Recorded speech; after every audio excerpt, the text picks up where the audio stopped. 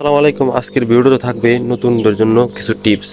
যারা নতুন মাছ পালা শুরু করতে যাচ্ছেন তাদের জন্য কিছু টিপস থাকবে এবং কী কী মাছ দিয়ে মাছ পালা শুরু করলে আপনাদের মাছ পালার জার্নি সুন্দর হবে সেটা বিস্তারিত বলবো। তো প্রথমেই হচ্ছে আপনার স্কিল বা দক্ষতা সম্পর্কে জানতে হবে, কারণ আপনি কোন মাছ করে কমফোর্টভাবে উৎপাদন করতে পারবেন সেই বিষয়ে আপনার নিজেকে ডিসিশন নিতে হবে।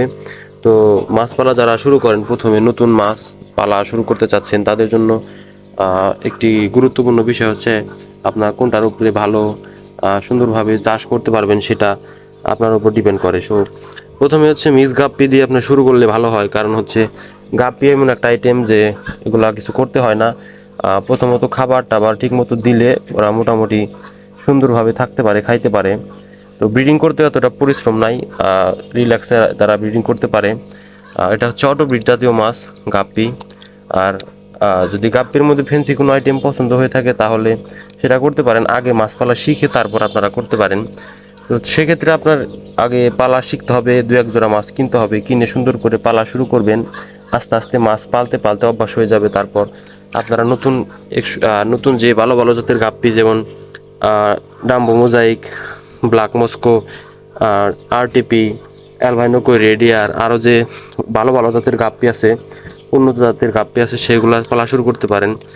আর প্রথমে যদি উন্নত জাত যদি আগে কিনতে না চান, ছোট মিক্স গাপ্পি দিয়ে শুরু করে পালা শুরু করে তারপর আপনারা যদি পালেন তাহলে আপনারা লাভবান হতে পারবেন। কারণ হচ্ছে গাপ্পি মাছ ফেন্সিটা যদি আপনারা কিনলেন ধরেন, কারণ আমাদের এই যেখানে যে দেখতে পাচ্ছেন এই অ্যালবাইনো কই রেডিয়ার, এটা হচ্ছে একটু দামি মাছ। কারণ নতুন যদি হয়ে থাকেন, আপনি প্রথমে এই মাছটা কিনলেন, কিনে নিয়ে বাসায় পালতে পারলেন না, বুঝলেন না কীভাবে রাখতে হয়, তো সেক্ষেত্রে মারা গেলে আপনার লস হয়ে যাবে, কারণ এই মাছটার প্রাইস মোটামুটি ভালোই।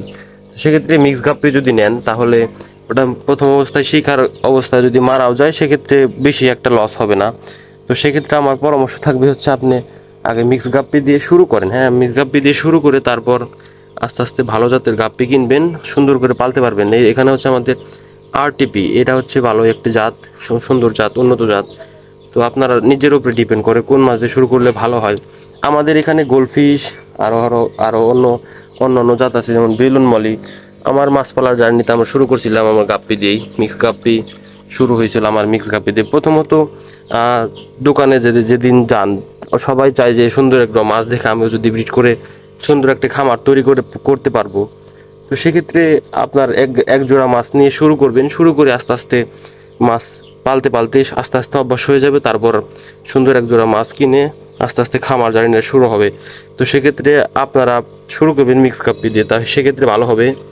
কারণ যদি প্রথমে আপনারা যদি হাইফেন গাপ্পি বা বড় দামি জাতীয় গাপ্পি কিনতে চান তাহলে আপনার আগে থেকে মাছ পালা শিখে তারপর আপনারা মাছ ভালো ভালো তা কিনে শুরু করতে পারেন। তো সেক্ষেত্রে আমার পরামর্শ থাকবে আগে মিক্স গাপ্পি কিনে তারপর পালা শুরু করে আস্তে আস্তে ব্রিডিং করানো শিখে তারপর সুন্দর করে পালা শিখে তারপর আপনারা মাছ কিনতে পারেন।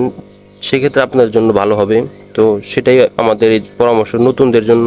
এবং মাছের কী কী খাবার দিতে হয়, কোন কোন খাবার দিলে মাছ ভালো থাকে, সেক্ষেত্রে আমাদের প্যালেট খাবারটা হচ্ছে রেগুলার খাবার, প্যালেট দিলে চলে। আর হচ্ছে গাপ্পি মাছের কালার কোয়ালিটি গ্রোথ ভালো আনতে হলে তো সেক্ষেত্রে আমাদের লাইভ ফুড ডাফনি আর টিভি ফ্লেক্স এগুলা খাওয়াইতে হবে। এগুলা খাওয়াইলে মাছের কোয়ালিটি এবং কালার সুন্দর থাকবে।